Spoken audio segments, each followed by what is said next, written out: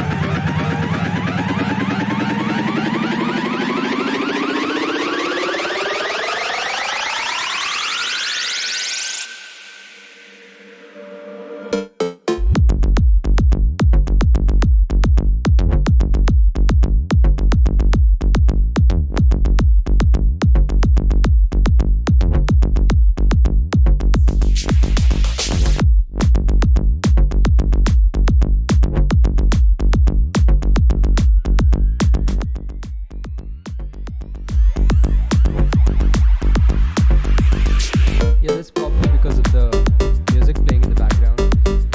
Yeah. I hope the stream is clear, as in you are able to see the things moving around and, there's no glitch in there.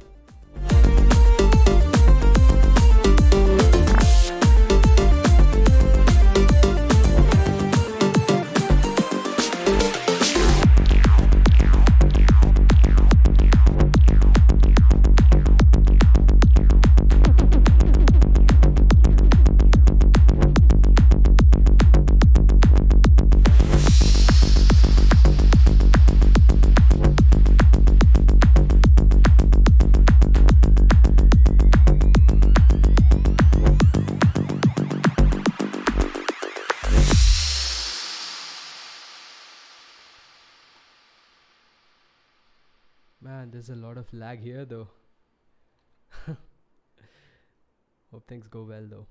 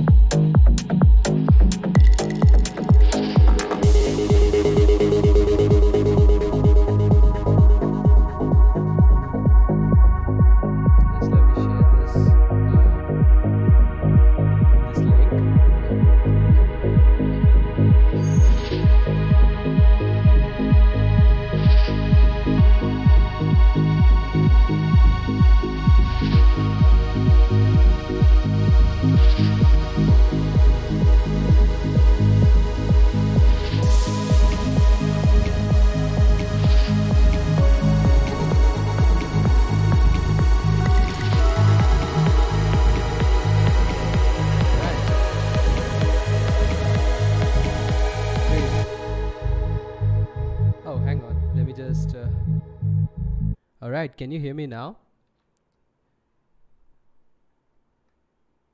I think it's probably because of the audio. Let me see in OBS. Let me bring you guys to the screen. Oh, okay. Properties, advanced properties. Let's say I increase it by 7 dBs. Did it work?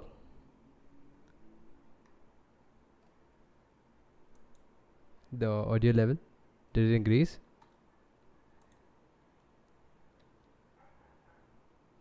All right, I hope it's not too loud, you know.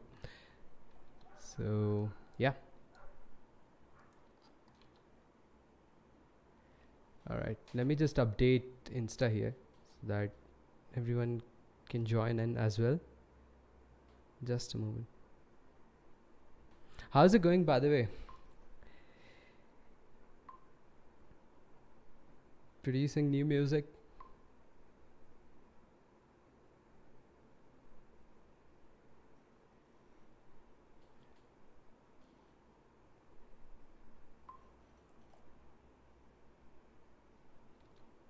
Alright, so let's begin. I'm going to play through right now the track that we're going to work on today. I'll rather work on, we would be looking into it right now. So I'm going to play through right now. Here we go.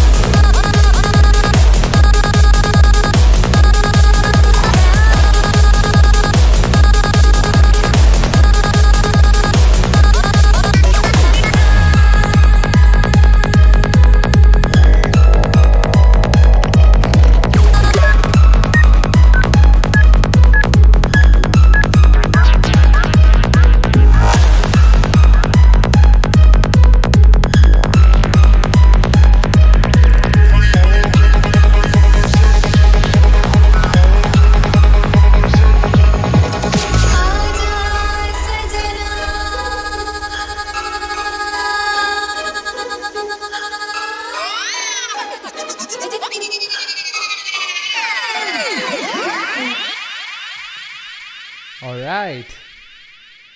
Hey guys, how's it going? It's Kanwalba here, and welcome to the third live stream that I'm doing on the channel. And this is one of the most haphazardly organized live stream that I've done so far, because I'm using a camera which is like 10 years old, and right now because of quarantine we can't really go outside and buy stuff.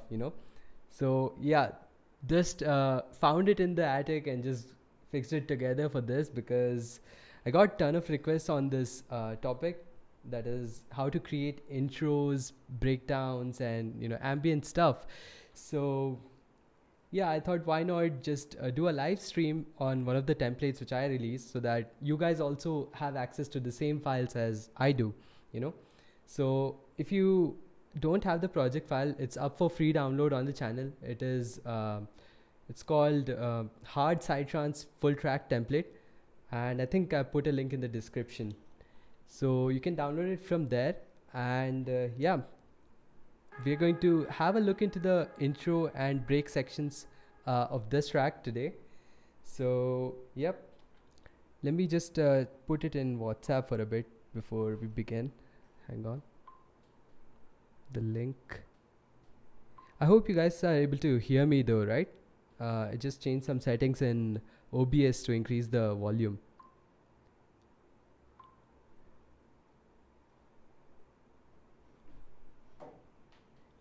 Oh yeah, it's a big file. It's like 1 GB for sure. But then again, it took me a long time to work on this project. If you see here in the info, you would see it started in 2017. So it really took like 3 years to finish this track. And initially I was thinking, maybe I would release it as a normal track, but then as soon as the track progressed, it felt like this is something should be shared, as a template, because when I started with music production, these kind of tools were not available. So yeah. Anyway, so a crash. Yeah, maybe like a crash or something. So let's get to the intro section here. I'm going to play through the intro section, and then I've written a couple of notes on this other PC, so I'm going to check with that, and then we can go about the how I do the intros, and the sound design in it.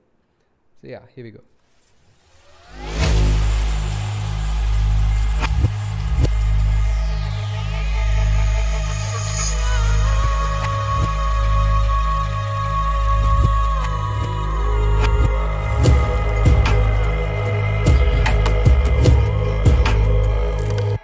So the thing with this intro is, most people ask me, like whenever they send me a track for live feedback or some kind of feedback, they usually have the intro ready, they have the melodic structure ready, and then they would sort of ask me how to progress the track from it, and it's kind of always difficult to explain, because I do not use that, workflow in my music production. What I usually do is I would start the track sort of with the drops, and then write the breaks in between, and then sort of connect the dots, and then after the main part of the track is ready, that's when I would move behind, like try to write the intro off of the sound design elements, which I did in the later part of the track. So this is something which I do to draw people's attention to the overall vibe of the track, so that whenever I put certain effects and pieces in the intro from the drop or the break section which comes later, it almost looks like I'm giving a little preview of what's to come. So here in this track, if you see, I have added a lot of vocals here, and that's actually a big part of what the sound in this track is like. It's more ethnic, and then you also have these female vocals in the second part of the track, in the last drop. So I just took that and I started messing with that, after the track was ready, and I created this section here.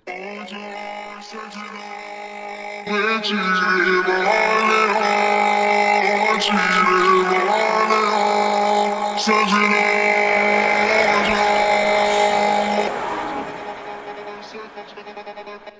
this is just a repitched version of that, along with some vocoded effects. Like I used a saw-based carrier to create a vocoded vocal sound, and that is layered on top of a down-pitched vocal. So this was like my starting point. It's like the idea which I wanted to have in the track, because I felt like this vocal was quite powerful. So it needed a little bit of an edge. So instead of distorting, I thought let's do something different, and that's when I tried this vocoder effect.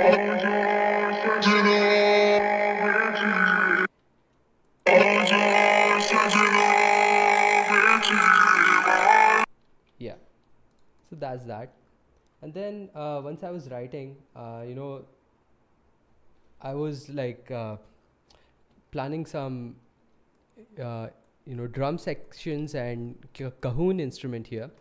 So if you look back here into the arrangements, there are two arrangements which I have laid out, and the other one is called alternate intro. So if you see here, it's very unorganized because this is not part of the final arrangement. But if you look into this, you can actually see what the track was, before I actually put it into the main arrangement. So I'm gonna just play through this, and then we're gonna talk a little bit on that.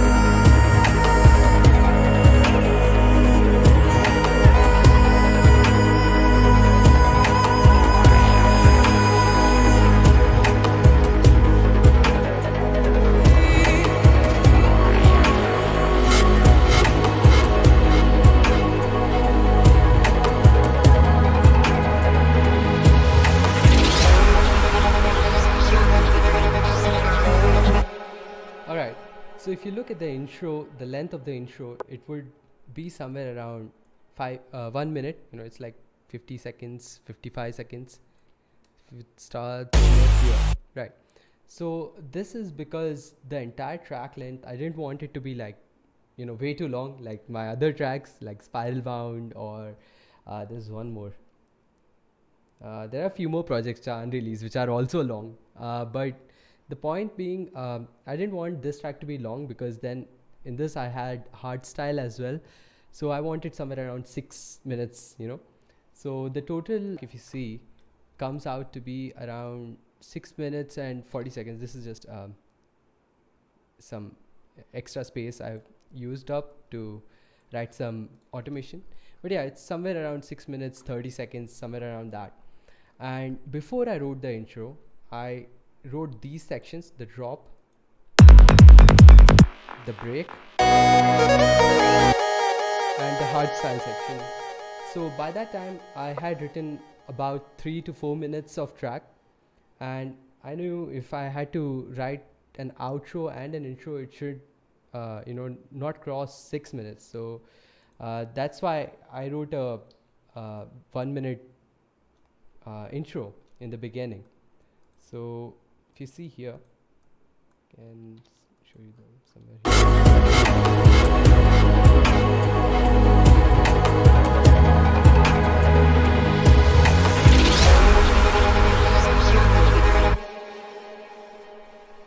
Well, RAM, I made this track on my laptop actually, and it doesn't have a lot of RAM, man.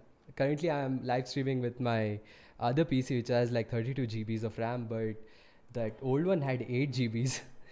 So yeah, lots of smart disabling from here,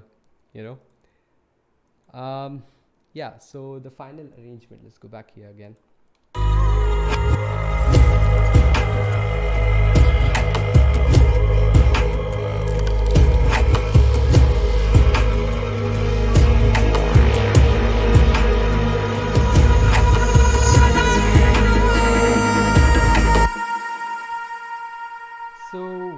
working on this, I did have some elements such as the vocal, because if you come here before the third drop, you would see there's this female vocal, which I really liked. So this was like a main driving force towards the theme of the song, you know. Otherwise, I did think of doing a proper hardstyle track with this one before I even added the Psy elements. This was supposed to be a hardstyle track initially, but then I added this ethnic sound and made a psytrance drop, and then felt right, you know. Yes, yes, you're right. This is the same bass as Spiral Bound. Nice, nice to see that you noticed it. Yeah, so while writing this, I had a bass here, and this since the key of the track is in G sharp, I also made sure to have the bass in the G sharp, you know, key, so that it's like nice and stable. And this is nothing, it's just it's like a sub, if you see here, but it's not just a sine wave. I've added some unison here in hammer, and you can see this properly. You can see how it modulates and goes from in phase to out of phase, you know. That's why I added this. Otherwise, if I remove it, it's very static.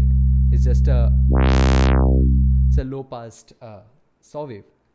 But no, it sounded good with this. It created some movement, which I liked, because for the most part in the intro, the key of the bass does not change, you know. So this created some movement.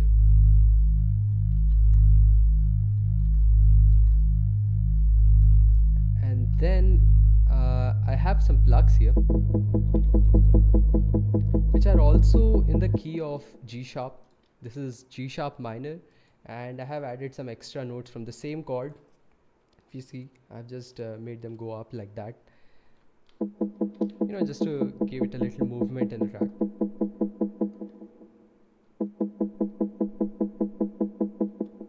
And these sort of open up, you know, as we progress through the track towards the riser.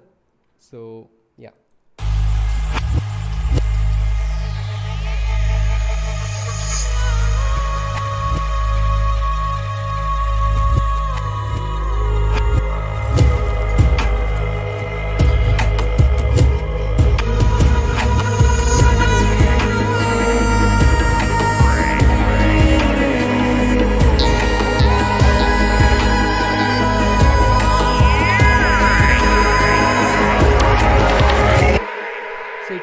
Here I have a ton of organic instruments, you know, especially with the cajon and the organic hits.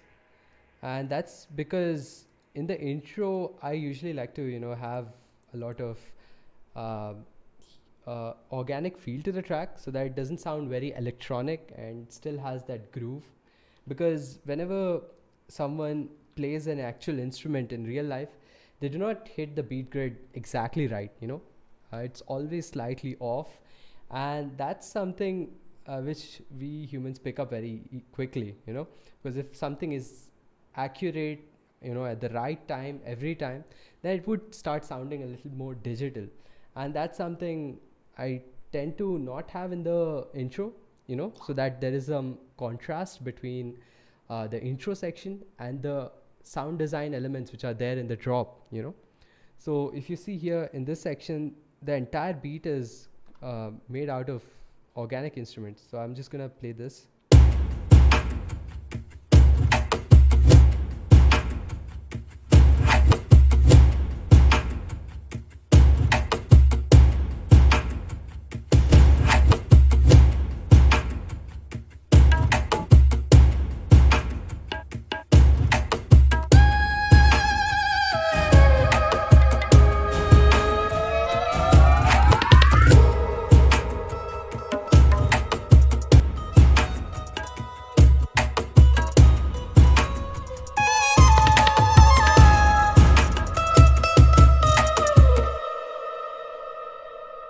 You know, this is something which gets them into the groove, I believe.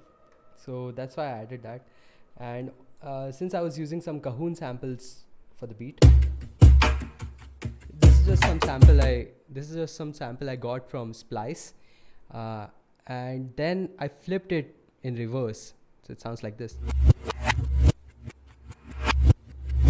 which I think sounded good in the beginning.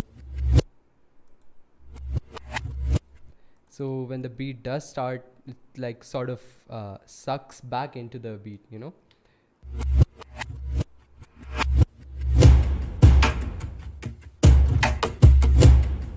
And I have added that in between as well in other places.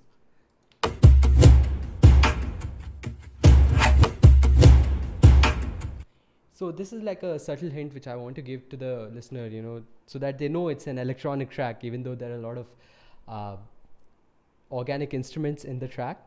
They get an idea that you know, it's still an electronic track, but not too much of it. Because if you look here, I have only used organic instruments in this section.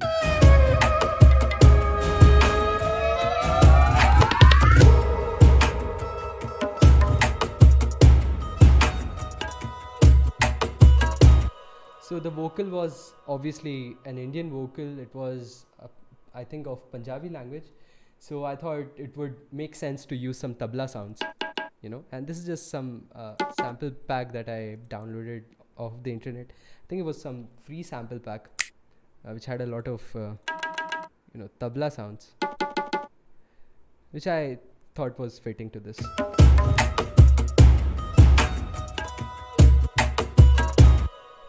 Also, if you notice here, the this duduk sound, you know, this one, I used frequency shifter on that.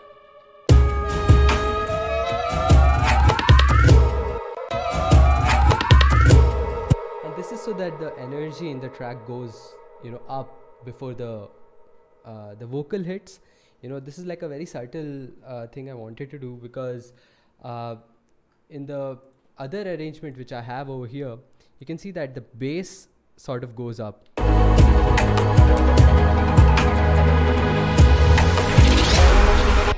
So instead of doing that with the bass, you see here I had this bass in the other arrangement. Instead of doing that, because that's very in your face almost, I used frequency shifter on one of these. I think it was this one. Yeah, so you can see in the frequency shifter I automated this knob.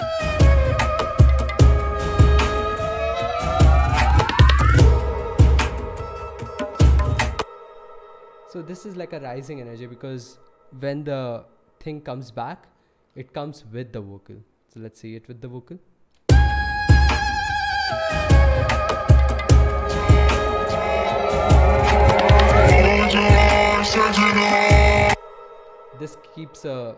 This creates an impact point, you know, at 51 bar, so that they get to feel an impact here. And I have added a lot of other SFX sounds as well in this.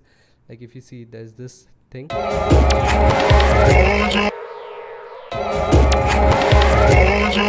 which we can get into later on, because this is something which depends on how much of the electronic elements I want in a particular track. So even without it, if the track can capture the vibe that I want in the track, I'm usually good to go.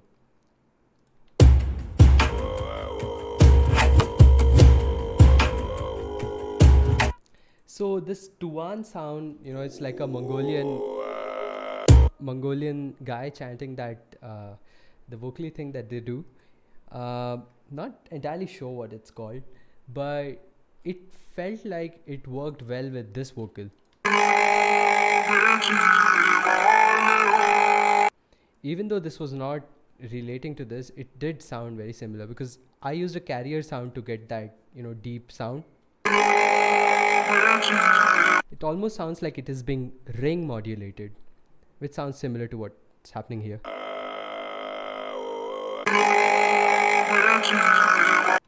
So that's why I added that. And the female vocals, you know, just because in the end we do have a female vocal in the track, so I added this one.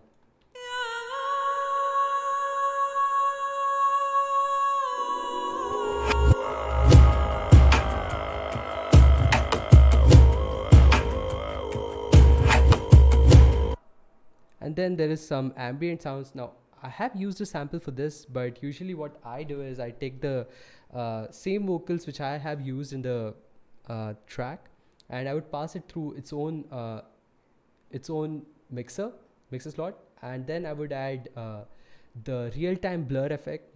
This is like a new feature that FL Studio just introduced, and I am yet to try that in this PC because currently I'm operating 20.6 on this, but it's a pretty cool effect. And yeah, that's what I would do. Or if that doesn't work, I would put a fruity convolver and do some convolution based reverb, so that it takes away the dry signal and creates a nice ambient sound.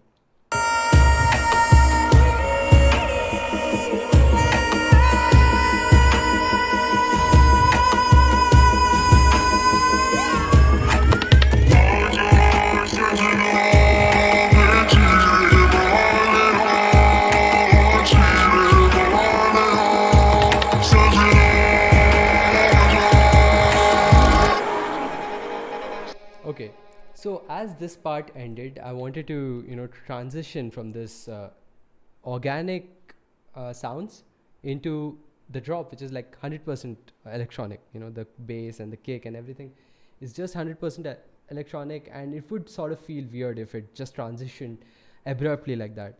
So I started with the vocal because that's one element which is like the least organic in this in terms of sound design, because I've really modulated it. The original vocal was a female singing actually, so that's what I took and made some chops like this. Obviously you would be getting this sample if you download the template, but while working on the project I had to consolidate it, so that it's one sample, but it would be like this. I would have chops where I would take this slicing tool and chop it like this in places, and then after chopping I would use the transient bleed or something so that it just does not cut abruptly. That usually creates a abrupt change in volumes, and that's what creates the clicky sound, which is not desirable in a intro, because intros are supposed to be like smooth rather than abrupt with sound design. So yeah.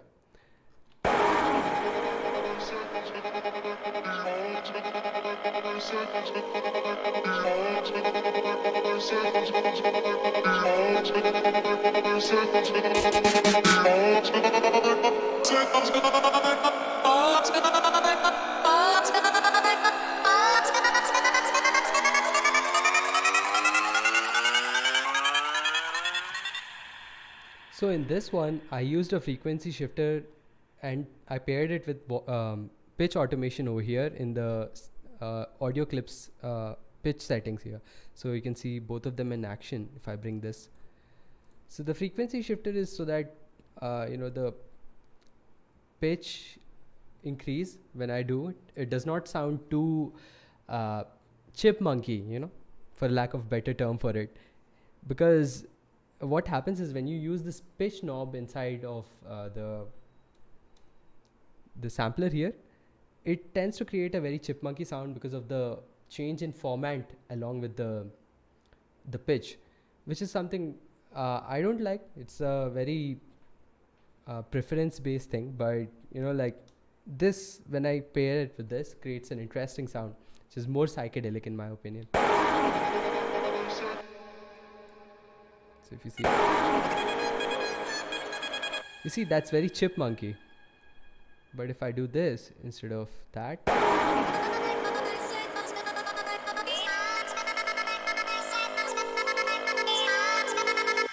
that's very different, and creates more like an alien sound, alien and metallic sound, so that's like a different effect. And this is something which I did so that we can transition from the orchestral stuff into something which is more electronic, and this is where you would see a lot of electronic instruments, like this snare has joined us, and there's also like kicks happening over here. I do have some action loops from Kashmir Pack.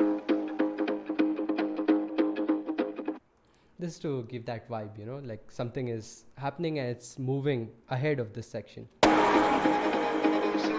Because if you see, the drop is actually sidetrans, so it's very fast compared to what's happening here.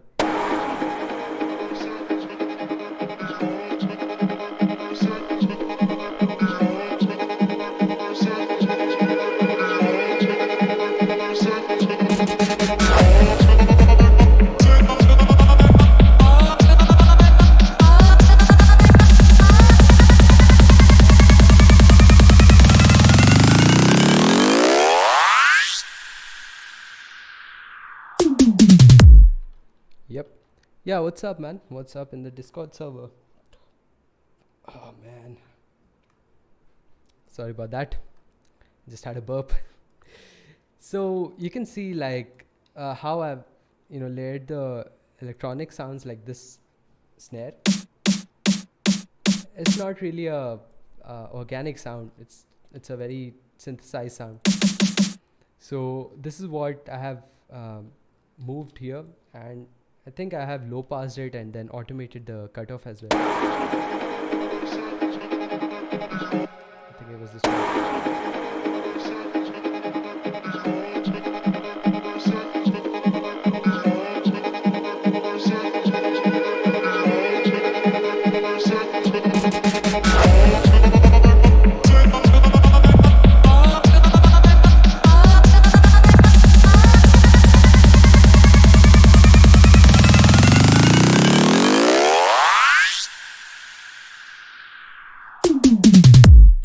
And then a very standard direct wave loop. Now if you are wondering how I made this, I have made a completely different tutorial on this topic, on how to use direct wave to create this kind of sound.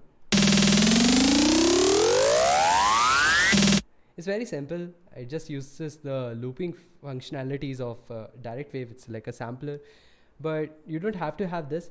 You can use any other sampler which comes with the loop start and end points, which you can automate, of course. I think Contact can do this as well. I'm not 100% sure because I don't have it on this PC, but any sampler which has capabilities to automate the start and end point should be able to get you the similar results. So yeah, I use this and made a loop like this, and then you can see it's just faster as you go up in pitch.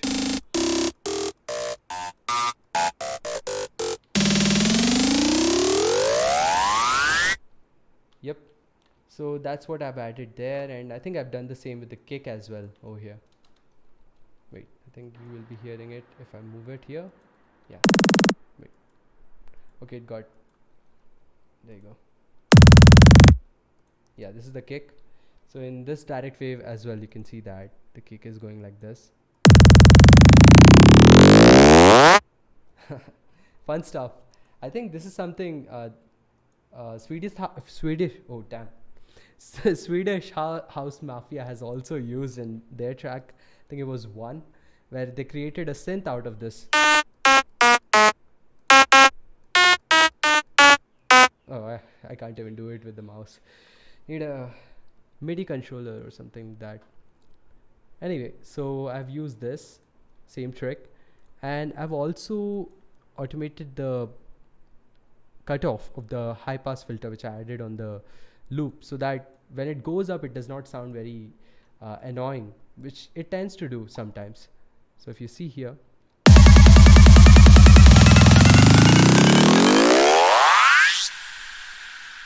it's almost like it's going into a point rather than just going up and staying out of control, which is something I like to do, because risers shouldn't end abruptly in a sidetrans track. At least it should go into it a little smoother, that's what I think. It's a very personal preference thing, I know, but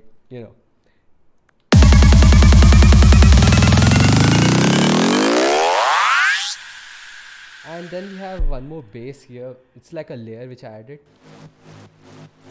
which I created. No, it's a preset I used from Silent One. it's just like a super saw, which is detuned, you know.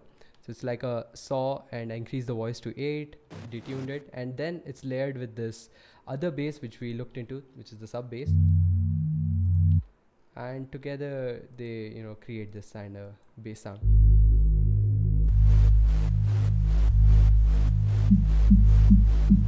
And then there are some bass tongs. Man, what did I call them? Ah, that's why. So this is something I made in Hammer. You know, it's one of my favorite plugins in FL, consisting of 2 layers. The first one is this one. If I mute this, it's like a mid bass layer where I have high passed it, you know, and that creates the high frequency. And then there is the low frequency sound, which is just a saw bass, and together they create this sound, which is also a bassy sound as well as it's stereo, which is which works well for this sound. And then I sampled it here, and then I think I did some pitch automation or something like that. Yeah.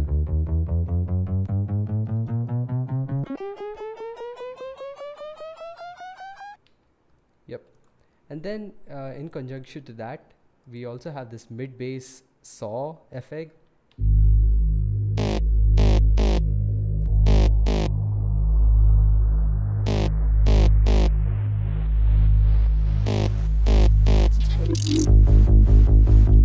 This is just some SFX.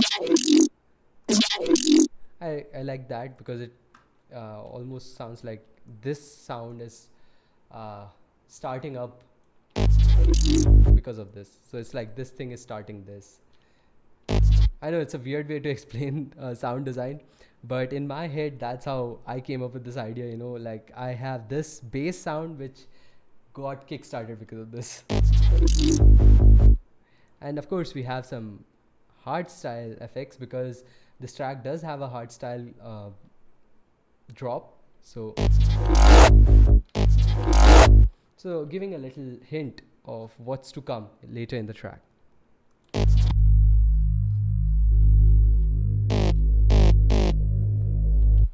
And that mid bass layer which you heard, this one, is actually made out of this synth. Where is it? Yeah, there it is. It's also a Hammer patch. And it's just a normal saw bass which I have you know, added some randomness into it. It's like phase randomness.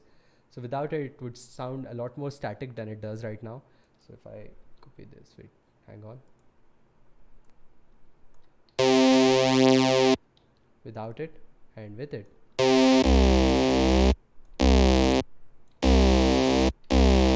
I think it creates a unique sound. And then added some unison over here, and then blurred it, and then distorted it with this log distortion type. Now, you don't have to use this distortion type. There are many distortion units that you can use. FL even has this really cool distortion unit called as Destructor, which you can use. And it also has these distortion units and some extra new sounds, you know. So definitely experiment with the distortion sounds when dealing with bass, because that could create some really interesting sounds. And then I went here and I edited the articulator for this unison pitch thickness. This is so that it becomes static, because without it, oh, actually I think I disabled it. Okay, let's see what it sounds like with it. Yeah, very boring. Yeah, so don't worry about this. This is something I experimented with, but I think I changed my mind later on. Okay, and then I think there's a high pass filter here which I have automated, I believe. Is this it? Okay, no, I have not high passed it with that.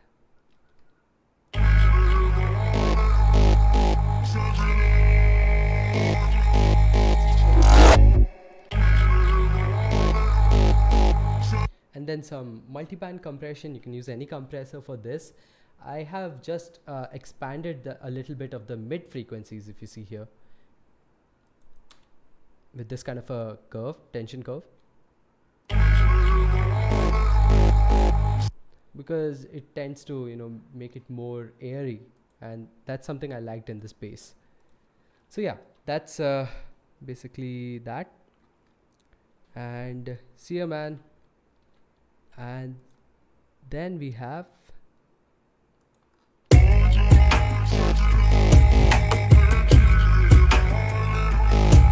right, so the beat was written in such a way that it corresponds to the cajon instrument, and it creates a like a answer phrase to what the beat is. So it's like, this is like the question phrase from here to here, and then we have the bass here.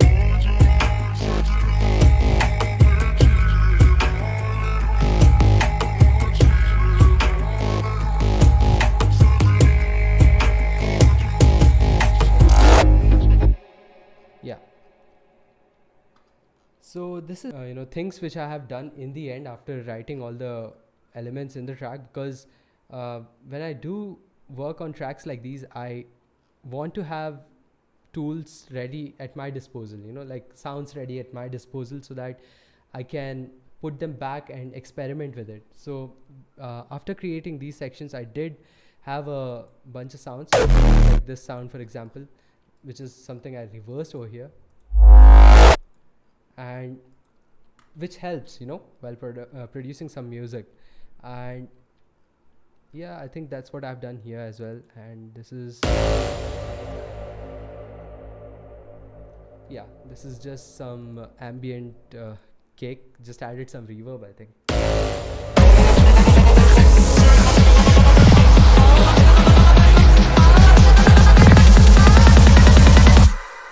Now, as far as pads are concerned, because pads is something people talk a lot about, I actually tend to not use a lot of pads. I do have a super saw here in this, but that's just to, accentuate, or rather create some frequencies like this. It's not modulating, or it doesn't have an interesting sound of its own, but when it interacts with the organic ambient sounds which I have added, as samples inside this project, then it creates a vibe. So let me just show you the ambient sounds which I have in this track, so that you get to see an idea. So I'm just going to solo the ambient sounds and play it for you.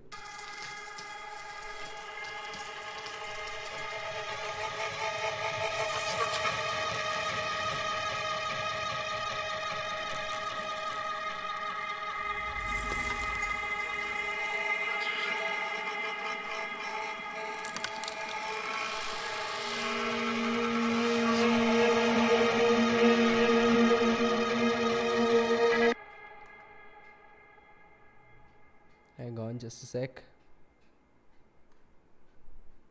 Oh, of course. This entire live stream is unlisted. Awesome.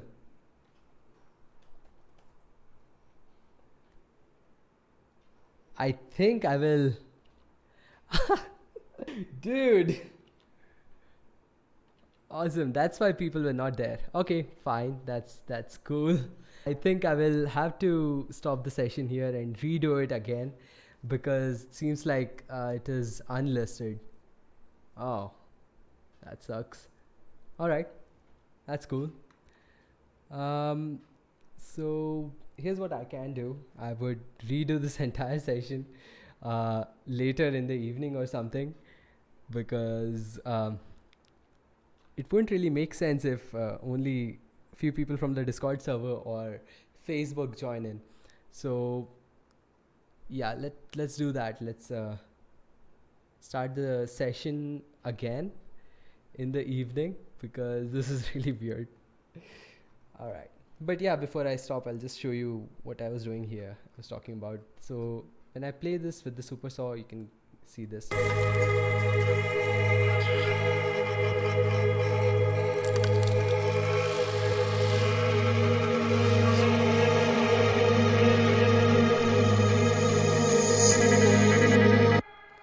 So yeah, this sort of creates a vibe when you pair it with it. Otherwise, it sounds very empty. That creates a stable element in the track. So yeah, anyway, that's that. I think I am going to end this session here, because Um, it's been an hour, and in the evening we'll have one more session again. I'm going to restart again, so that other people from the YouTube can also see it. And yeah, I think yeah, that's that. Let's see. I have a few more things I wanted to touch up on the session, which are remaining, like the SFX sounds and the zap effects and stuff. So maybe in the evening I'll do the session and put that as a public video along with this, of course. So, yep, gonna end the stream here, and I think I will hopefully see you guys, whoever joined this one, in the evening. All right, catch you guys later.